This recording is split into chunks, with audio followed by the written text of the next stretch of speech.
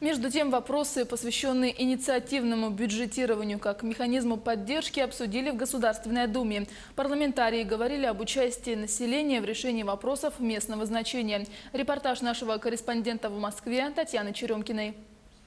В 57 регионах России активно развивается институт инициативного бюджетирования.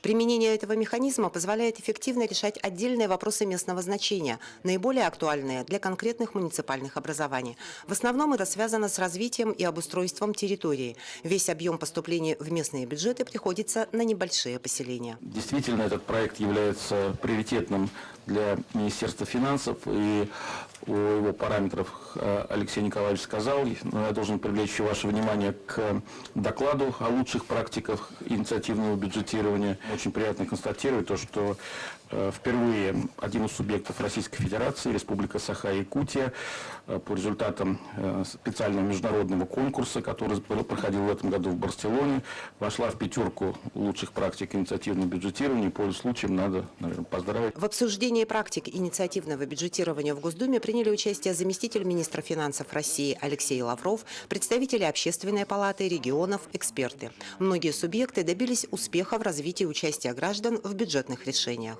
Сегодня очень интересен был опыт, в том числе Республики Саха-Якутия, который один из лидеров в вопросах инициативного бюджетирования был представлен и является одним из пионеров этого процесса в Российской Федерации. Коллеги поддержали нас и пожелали удачи. И один из членов Совета Федерации действительно высказал мысль, что нам нужно выходить и на международный уровень, что у нас граждане очень активные.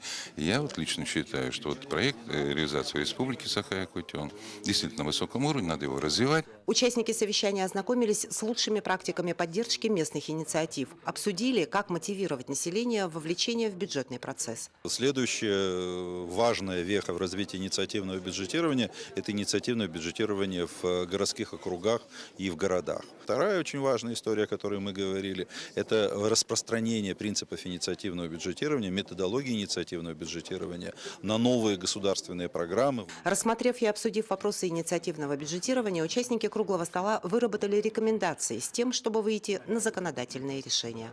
Татьяна Черемкина, Михаил Кулаков, Москва.